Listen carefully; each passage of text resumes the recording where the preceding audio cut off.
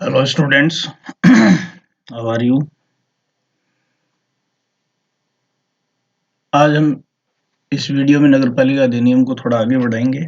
जैसा कि पिछले वीडियो में मैंने सेक्शन 3 में परिसीमन के बारे में आपको बताया था। अभी अपन सेक्शन 4, 5 और 6 इस छोटे से वीडियो में डिस्कस करेंगे। तो देखिए, धारा 4 जो है वो क्या कहती है। धारा 4 जो है वो एक सामान्य नियम बता रहा है। और क्या कह रहा है ये सेक्शन 4, सामान्यतया नियम ये है कि नगरपालिक बोर्ड को नगरपालिका अधिनियम 2009 को लागू करना होता है, लेकिन राज्य सरकार अधिसूचना द्वारा नगरपालिक बोर्ड को इस अधिनियम के प्रावधानों के प्रवर्तन या लागू करने से छूट दे सकती है। तो देखो, सामान्य नियम क्या है।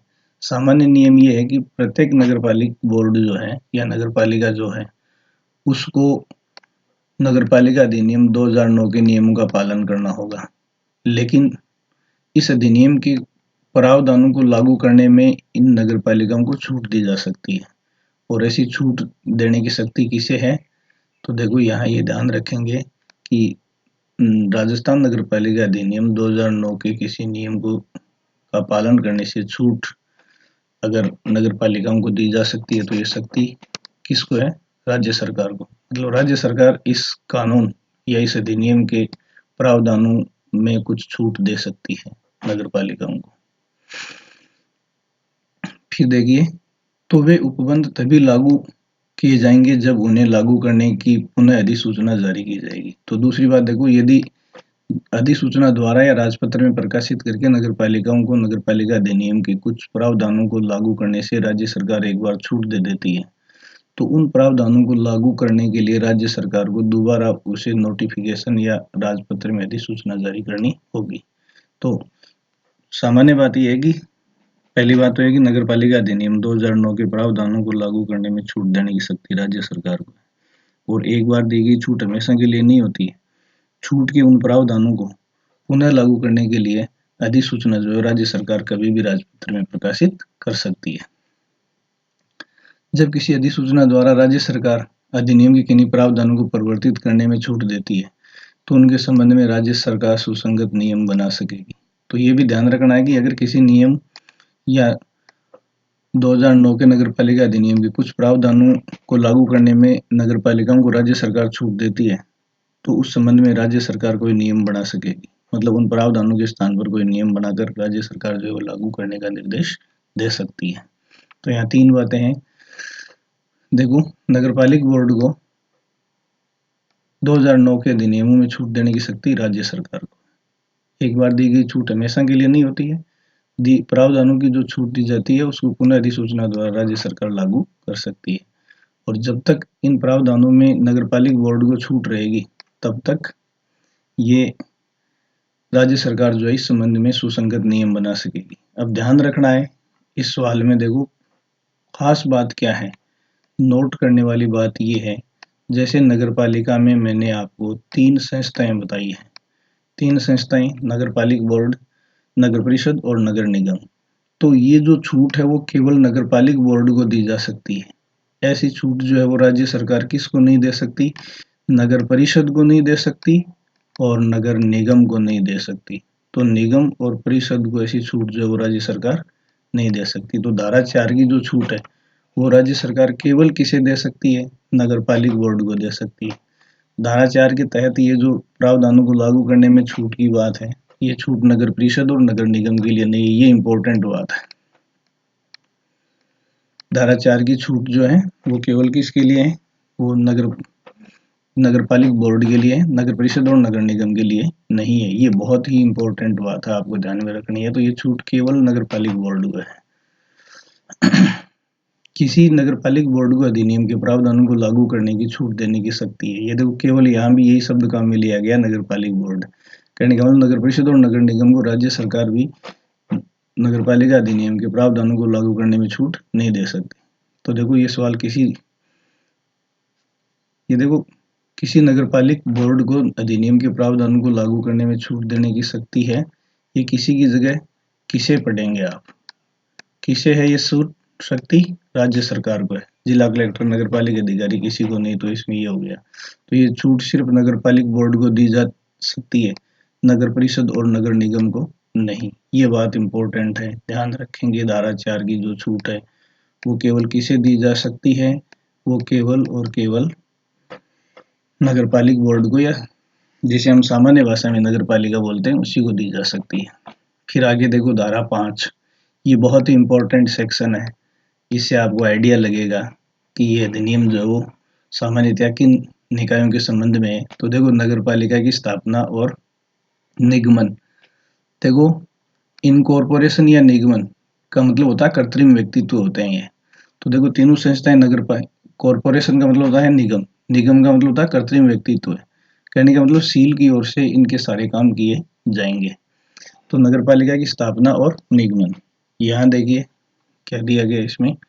नगर पालिका में नगर पालिका बोर्ड, नगर परिषद, नगर निगम तीनों आते हैं। पहली बात तो ये आपको ध्यान में रखनी है। ये देखिए नगर पालिका में तीनों संस्थाएं, पहली नगर पालिका बोर्ड, दूसरी नगर परिषद और तीसरी नगर निगम। तो नगर पालिका शब्द का मीनिंग किन से लिया जाएगा, इन तीनों से, नगर पालिका बोर्ड से, नगर परिषद से और नगर निगम से। ठीक है, इनका गठन भिन्न भिन्न क्षेत्रों के लिए किया जाता है। तो ये देखिए पहला, ये धारा 5(1) में नगर पालिका बोर्ड, नगर पालिका बोर्ड कौन से क्षेत्रों के लिए, ये रटना आपको, संक्रमणशील क्षेत्र में स्थापित किए जाते हैं। संक्रमणशील क्षेत्र का मतलब है ऐसे क्षेत्र जो गांव से नगरों की ओर संक्रमण कर रहे हैं, गांव से नगरों की ओर संक्रमण कर रहे हैं। कहने का मतलब है कि ना गांव रहे न नगर रहे, इनके बीच की स्थिति होती है। उन क्षेत्रों के लिए क्या गठित किए जाएंगे, नगर पालिका बोर्ड गठित किए जाएंगे। धारा 5(2) में नगर परिषद की बात है। ये सब सेक्शन भी आपको ध्यान में रखने हैं। 5(1) में नगर पालिका बोर्ड, 5(2) में नगर परिषद और 5(3) में नगर निगम। फिर नगर परिषद कौन से क्षेत्रों में स्थापित किए जाएंगे, लघुतर नगरीय क्षेत्र में स्थापित किए जाएंगे, स्मॉलर अर्बन एरिया में स्थापित किए जाएंगे। कहने का मतलब है कि ये ना गांव है ना शहर है, संक्रमणशील क्षेत्र है।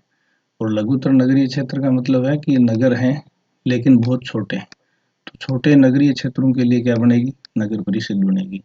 और बृहत्तर नगरीय क्षेत्र, बड़े नगरीय क्षेत्रों के लिए क्या बनेगी, नगर निगम बनेगी। तो देखिए ये दोनों नगर होते हैं, नगर परिषद और नगर निगम नगरों के लिए, और नगर पालिका बोर्ड जो है तो संक्रमणशील क्षेत्रों के लिए, जो गांव से नगरों की ओर संक्रमण कर रहे हैं, मतलब न गांव रहे न नगर रहे, ऐसे क्षेत्रों में इनकी स्थापना की जाएगी।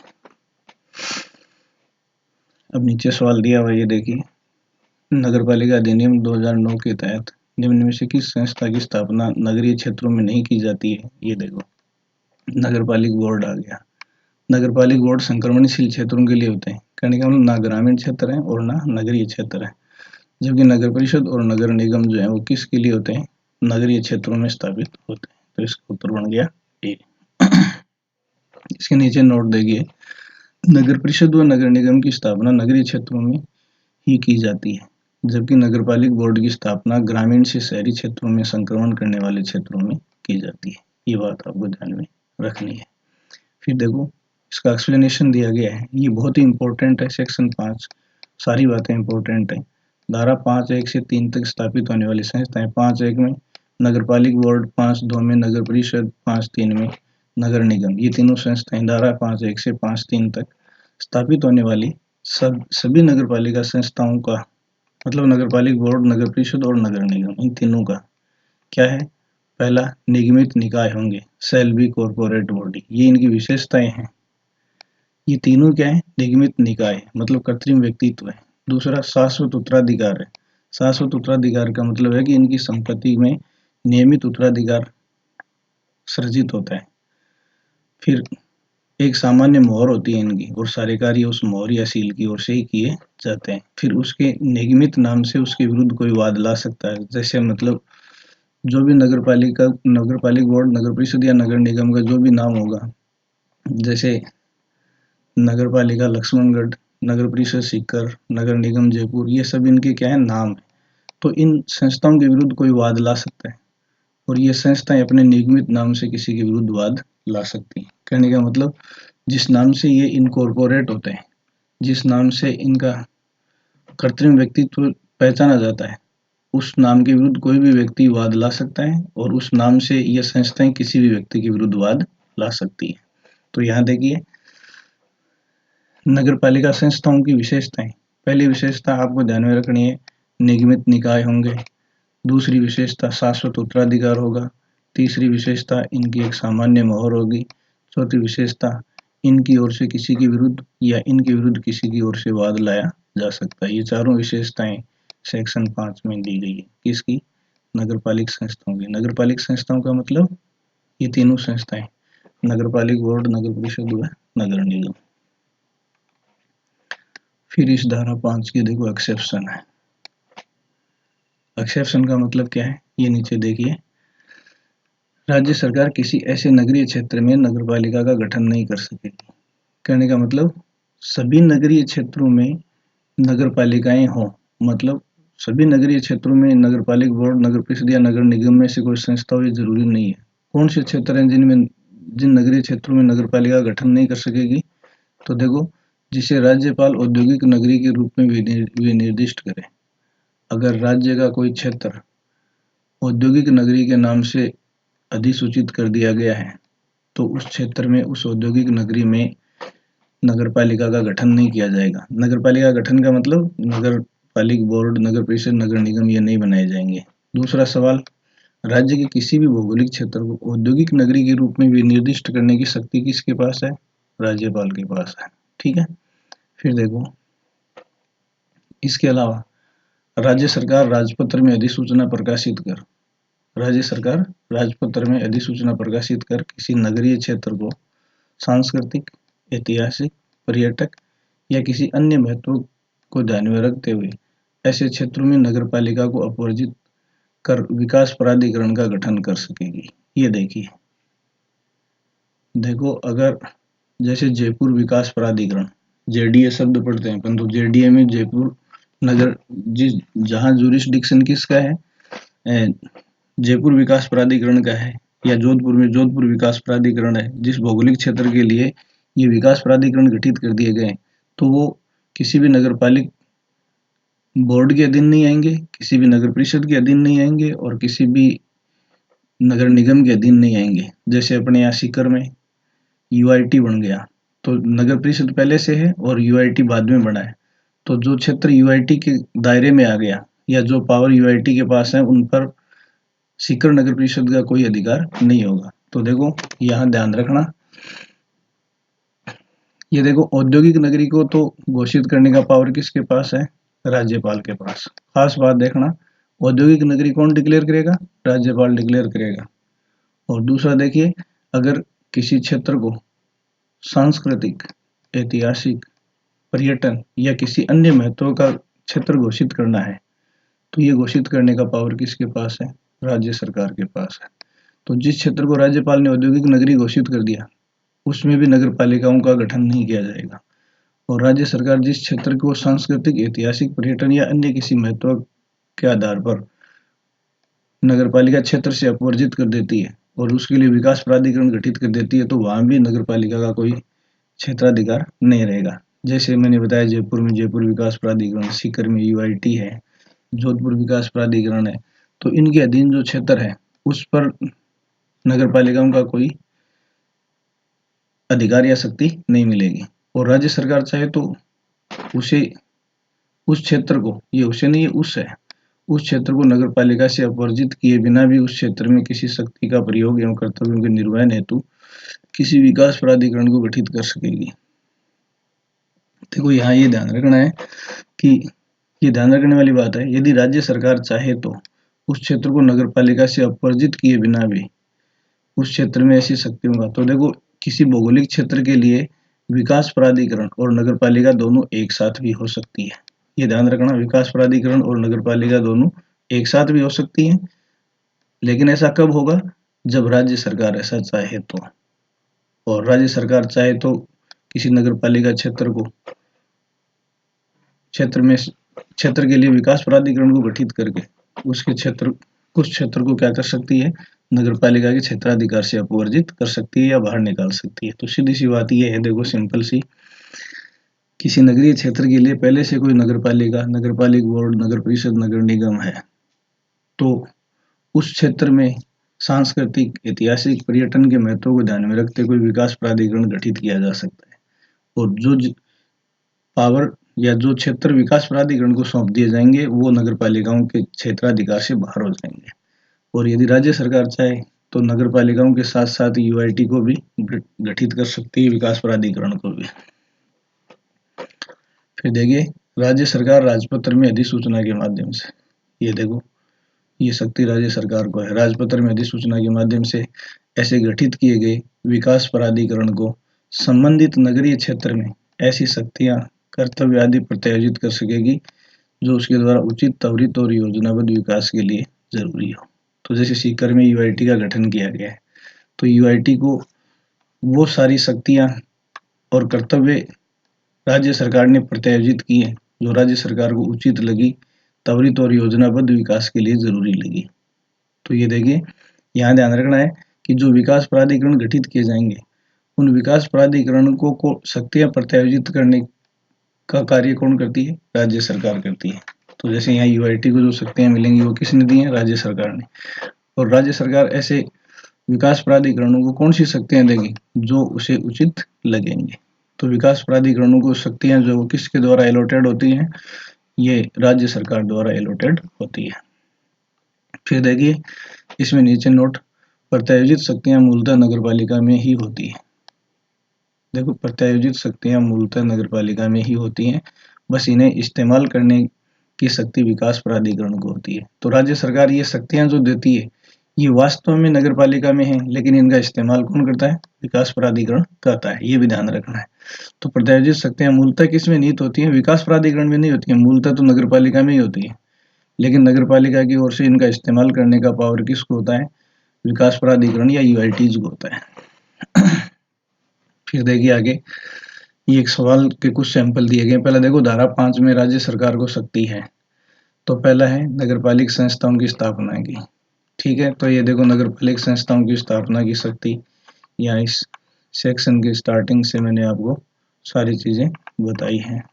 ये देखिए, यहाँ से ये नगरपालिक बोर्ड, नगर परिषद, नगर निगम, इन सब की स्थापना की जो शक्ति है वो राज्य सरकार को है। दूसरा है नगर विकास प्राधिकरण, जैसे जेडीए वगैरह मैंने आपको बताए हैं, तो ये शक्ति राज्य सरकार को ही है। दूसरा, नगरपालिक संस्थाओं के कर्तव्यों एवं शक्तियों को विकास प्राधिकरणों को प्रत्यायोजित करने की शक्ति, ये भी किसके पास है? राज्य सरकार के पास है। तो इस सवाल का उत्तर क्या हो गया? चौथा हो गया ये। तो ये तीनों प्रकार की शक्तियां जो हो किसके पास है? राज्य सरकार के पास है। फिर देखिए, किसी नगरीय क्षेत्र को राज्य सरकार किस आधार पर नगर पालिका से अपवर्जित कर सकती है? तो वह सांस्कृतिक आधार पर कर सकती है, ऐतिहासिक आधार पर कर सकती है, और ये यहाँ आप एक पर्यटन शब्द लिखेंगे। ये सांस्कृतिक दोबारा आ गया, यहाँ आप क्या लिखेंगे? पर्यटन महत्व है, पर्यटन कर लेना। आप काट के क्या करेंगे? पर्यटन करेंगे। तो किसी नगर, तो इसमें सांस्कृतिक आधार पर, ऐतिहासिक आधार पर और पर्यटन के आधार पर, और इस प्रश्न का उत्तर क्या हो जाएगा? उपयुक्त सभी हो जाएगा। ये लिखने में रिपीट हो गया ऑप्शन। फिर देखो, नीचे लिखा हुआ है, राज्यपाल द्वारा घोषित किस क्षेत्र में राज्य सरकार नगरपालिका का गठन नहीं कर सकेगी? तो मैंने अभी आपको बताया औद्योगिक नगर। औद्योगिक नगर घोषित करने की, तो देखो सांस्कृतिक, ऐतिहासिक और पर्यटन क्षेत्र तो घोषित करेगी राज्य सरकार, और राज्यपाल कौन से क्षेत्र घोषित करेगा? औद्योगिक नगर। इन दोनों में ध्यान रखना, ये बहुत ही इंपॉर्टेंट बात है दोनों ही। इन दोनों बातों को आप ध्यान में रखेंगे। तो ये तीनों औद्योगिक नगर राज्यपाल घोषित करेगा, सांस्कृतिक, ऐतिहासिक और पर्यटक नगर क्षेत्र जो है कौन घोषित करेगी? राज्य सरकार। तो देखो, राज्यपाल इनमें से केवल औद्योगिक नगरी को विनिर्दिष्ट करता है, जबकि सांस्कृतिक, ऐतिहासिक और पर्यटन नगरी को कौन विनिर्दिष्ट करेगी? राज्य सरकार विनिर्दिष्ट करेगी। काफी इंपॉर्टेंट है, साइड में यहाँ बगल में लिखेंगे मेन चीज कि औद्योगिक नगरी डिक्लेयर करने का पावर राज्यपाल को, सांस्कृतिक, ऐतिहासिक और पर्यटन नगरी डिक्लेयर करने का पावर राज्य सरकार को। नेक्स्ट अब इसमें देखिए, अगली जो चीज है सेक्शन 6। सेक्शन 6 में देखो नगरपालिका की संरचना का उल्लेख किया गया है। तो नगरपालिका की संरचना, कंपोजिशन और म्युनिसिपैलिटी। तो नगरपालिका की संरचना का मतलब है कि नगरपालिका में कौन कौन लोग होंगे या किन किन सदस्यों से मिलकर नगरपालिका बनेगी। इस संबंध में देखिए किसी नगर पालिका के प्रादेशिक क्षेत्र, तो देखो जिनको अपन सामान्य भाषा में वार्ड बोलते हैं उनको क्या बोलते हैं, प्रादेशिक क्षेत्र, या कहीं कहीं इसको एकल निर्वाचन क्षेत्र भी लिखा हुआ हो सकता है। एकल निर्वाचन क्षेत्र का मतलब है कि एक ऐसा वार्ड जिसमें से केवल एक ही जनप्रतिनिधि चुनकर आएगा।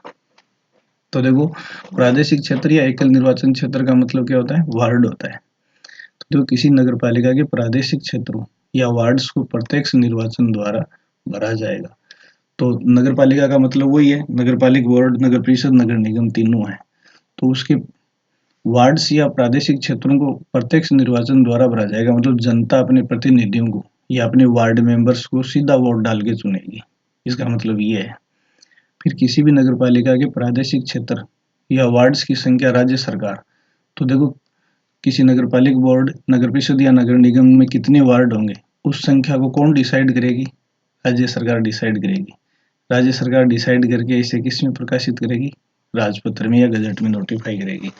तो किसी भी नगर पालिका क्षेत्र में कितने वार्ड होंगे या कितने प्रादेशिक क्षेत्र होंगे या कितने एकल निर्वाचन क्षेत्र होंगे, ये कौन डिसाइड करेगा, राज्य सरकार डिसाइड करेगी।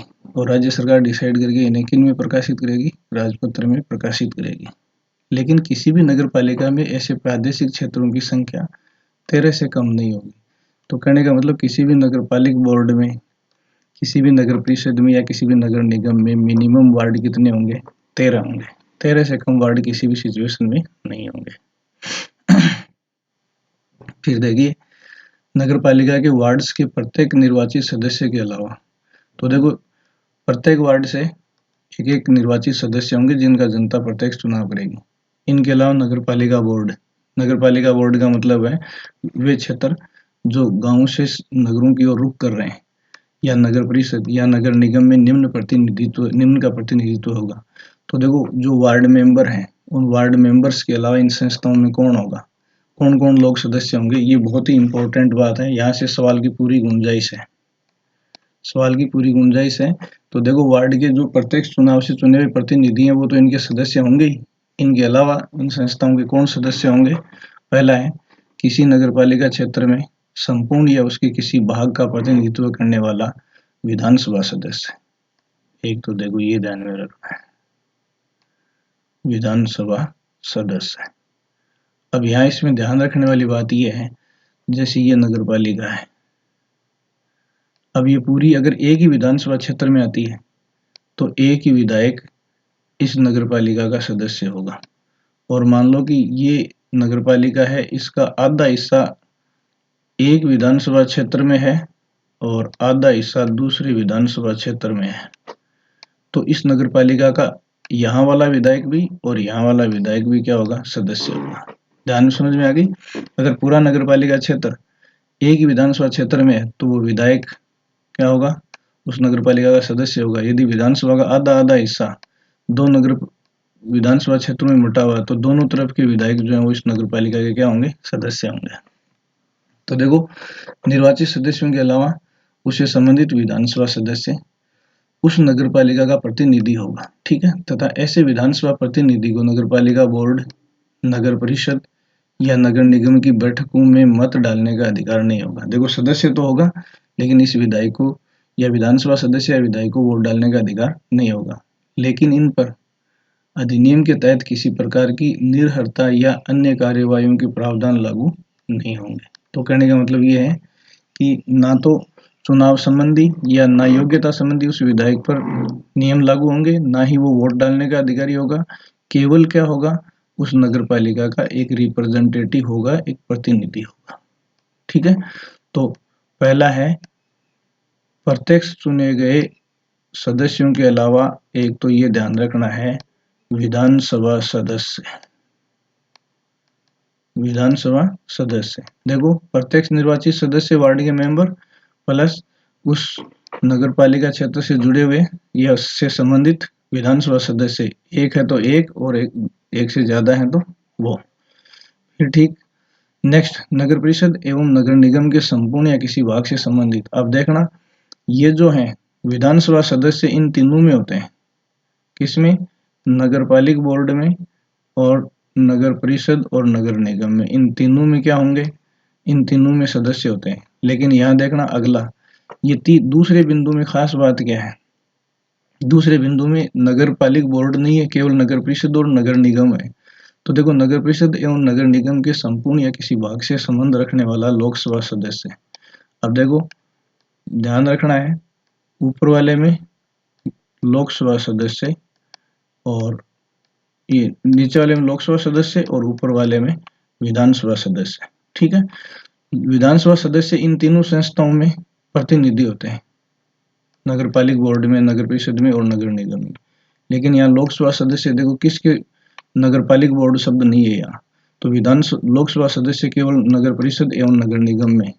ठीक है, तो नगर परिषद एवं नगर निगम के संपूर्ण या किसी भाग से संबंध रखने वाले लोकसभा सदस्य, वही बात है जैसे ये कोई नगर परिषद या नगर निगम है, उसका आधा भाग एक विधानसभा क्षेत्र में है, उस लोकसभा क्षेत्र में, और आधा दूसरे लोकसभा क्षेत्र में। तो इधर वाला लोकसभा सदस्य और इधर वाला लोकसभा सदस्य, ये दोनों ही किसके प्रतिनिधि होंगे, इस नगर परिषद या नगर निगम के सदस्य होंगे। और यदि पूरा ये नगर परिषद या नगर निगम एक ही लोकसभा क्षेत्र में है, तो उसका लोकसभा सदस्य उसका क्या होगा, प्रतिनिधि होगा।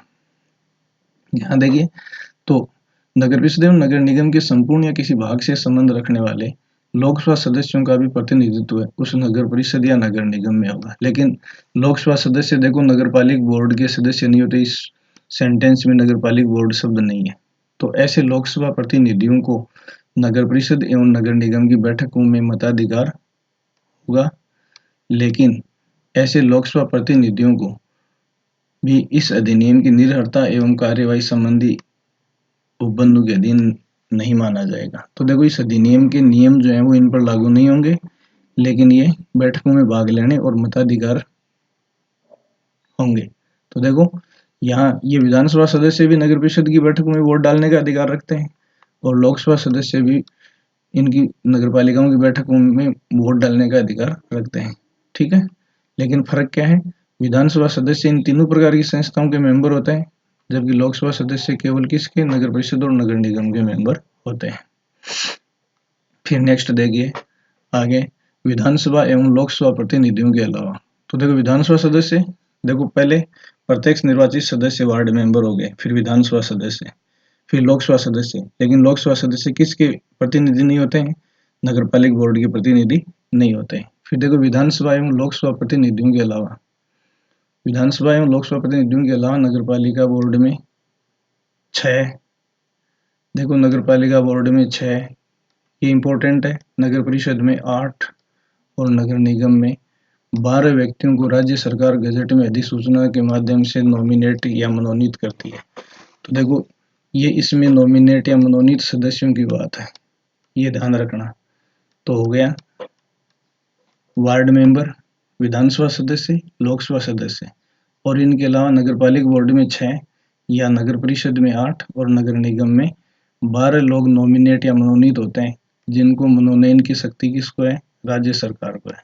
तो राज्य सरकार द्वारा मनोनीत सदस्यों की संख्या नगर पालिक बोर्ड में 6 हो गई, नगर परिषद में 8 हो गई, नगर निगम में 12 हो गई। जिन्हें नगर पालिका प्रशासन का विशेष ज्ञान होगा। तो कैसे लोगों को राज्य सरकार मनोनीत कर सकती है, जिन्हें नगर पालिका प्रशासन में विशेष ज्ञान हो। इस प्रकार नाम निर्दिष्ट या मनोनीत सदस्यों पर धारा 24 एवं 35 के उपबंध लागू होंगे। ठीक है, इन सदस्यों को नगर पालिका की बैठकों में भाग लेने का अधिकार तो होगा। वही बात है, जैसे विधानसभा सदस्य और लोकसभा सदस्य बैठकों में भाग लेते हैं और वो वोट डालते हैं, लेकिन मनोनीत सदस्यों को वोट डालने का अधिकार नहीं होगा। ये फर्क है। तो बैठकों में भाग मनोनीत भी ले सकते हैं, लोकसभा सदस्य भी ले सकते हैं, विधानसभा सदस्य भी ले सकते हैं। लेकिन लोकसभा सदस्य और विधानसभा सदस्य वोट डालने का अधिकार रखते हैं, लेकिन राज्य सरकार द्वारा ये मनोनीत सदस्य वोट डालने का अधिकार नहीं रखते हैं। राज्य सरकार इन सदस्यों को कभी भी प्रत्याहृत कर सकती है या हटा सकती है। इन नाम निर्दिष्ट लोगों में एक व्यक्ति दिव्यांग, विकलांग होगा। तो ये देखो, इन 6 में से एक दिव्यांग, इन 8 में से एक और इन 12 में से एक दिव्यांग होगा। तो एक आदमी विकलांग या दिव्यांग होना चाहिए इनमें। अगली बात देखिए, राज्य सरकार प्रत्येक जनगणना के पश्चात, मतलब हर जनगणना के बाद, राजपत्र में अधिसूचना द्वारा प्रत्यक्ष निर्वाचन क्षेत्रों वार्ड्स की संख्या को पुनः निर्धारित करेगी। ये देखो, ये बहुत ही इंपॉर्टेंट सवाल है। हर जनगणना के बाद इन तीनों संस्थाओं के वार्ड्स की संख्या को राज्य सरकार नए सिरे से निर्धारित करेगी। ये देखो बाध्यकारी है, करेगी शब्द लिखा गया है, ठीक है। लेकिन ऐसा परिवर्तन विद्यमान नगरपालिका की पदावधि समाप्त होने तक प्रभावी नहीं होगा। जैसे मान लो कि 2025 तक किसी नगरपालिका का कार्यकाल है और 2023 में या 2024 में ऐसा वार्ड्स की संख्या चेंज करती है राज्य सरकार, तो वो 2025 के पश्चात ही लागू होगा, प्रभावी होगा, बीच में लागू नहीं होगा। देखो विद्यमान नगरपालिका की पदावधि, जैसे इस उदाहरण में 2025 तक है पदावधि, तो 2025 तक उसे लागू नहीं किया जाएगा। फिर दूसरा है नगरपालिका के प्रत्यक्ष निर्वाचन क्षेत्र। प्रत्यक्ष निर्वाचन क्षेत्र का मतलब वार्ड हो गया, जहाँ से वार्ड मेंबर चुने जाते हैं।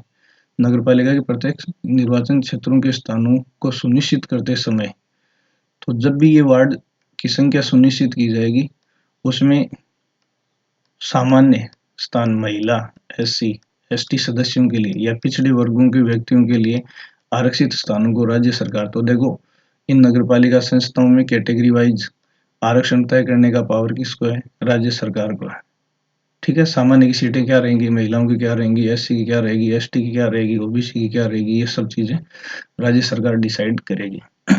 फिर देखो नगरपालिका में एससी और एसटी के स्थानों का अनुपात यथासंभव वही रखा जाएगा जो अनुपात नगरपालिका क्षेत्र में इन वर्गों की जनसंख्या का। ये भी बहुत इंपॉर्टेंट है। देखो एससी और एसटी का नगरीय संस्थाओं में क्या अनुपात रहेगा या कितनी सीटें रहेंगी, तो ये किस पर निर्भर करेगा? एससी वर्ग और एसटी वर्ग की जनसंख्या का क्या अनुपात है उस नगरीय संस्था में, उस अनुपात में ही इनका आरक्षण जो है डिसाइड किया जाएगा। तो यहाँ ध्यान रखना, एससी और एसटी की सीटों का आवंटन किस आधार पर किया जाता है? जनसंख्या के अनुपात के आधार पर किया जाएगा। नेक्स्ट बिंदु देखो, नगरपालिका क्षेत्र में पिछड़े वर्गों का आरक्षण 50% में से एससी एसटी के आरक्षण को घटाने के बाद जो शेष बचता है वो होगा। तो देखो एससी और एसटी का तो किस आधार पर होगा? अनुपात में। जैसे मान लो कि 10% एससी की जनसंख्या है और 15% एसटी की जनसंख्या है, तो ये 10% सीटें किसके लिए आरक्षित हो गई? एससी के लिए। ये 15% किसके लिए होगी? एसटी के लिए। टोटल कितनी हो गई?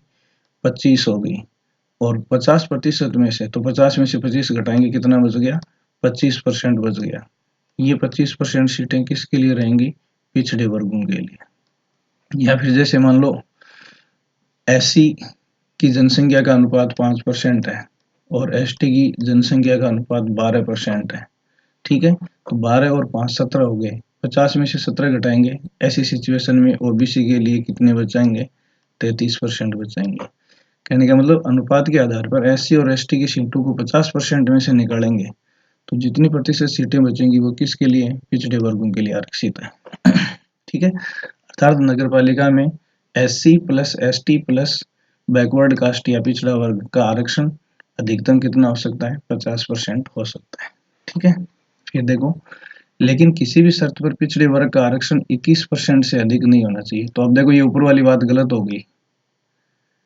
किसी भी शर्त के ऊपर ओबीसी का अधिकतम आरक्षण कितना हो सकता है? 21% हो सकता है। और यदि किसी नगरपालिका क्षेत्र में 70% से अधिक जनसंख्या एससी एसटी की नहीं है, तो पिछड़े वर्गों का न्यूनतम आरक्षण रहेगा।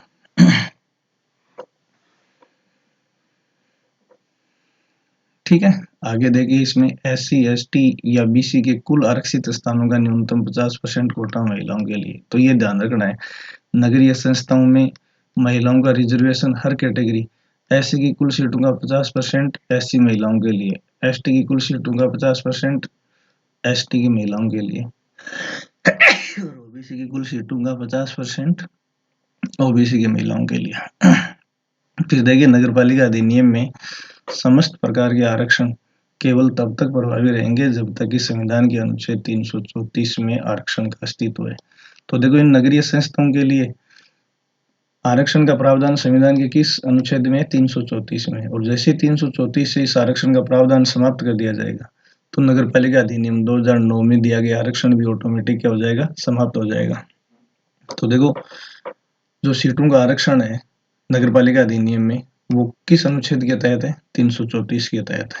फिर नीचे एक नोट देखिए, इस धारा में नगरपालिका के स्थानों की गणना में यदि भिन्न या बट्टे में आधा से अधिक होता है तो गणना में तुरंत देखो, अगर अपन गुणा भाग करेंगे तो शेष आधा से अधिक बचता है तो हम उस संख्या को पूरा पढ़ लेंगे। तो यदि आधे से कम है तो उसको अपन नगण्य मानकर शून्य मान लेंगे। तो ये देखिए गणना में तुरंत बाद वाली संख्या गिनी जाएगी और यदि भिन्न आधा से अधिक है तो उस भिन्न को छोड़ दिया जाता है।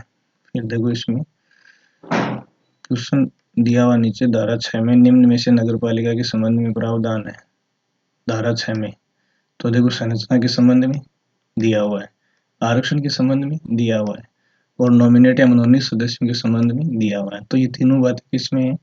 धारा 6 में दी गई है। इस प्रकार इस वीडियो में अपन ने सेक्शन 4, 5 और 6 को डिस्कस किया है। नेक्स्ट अपन अगले वीडियो में डिस्कस करेंगे। Thank you so much.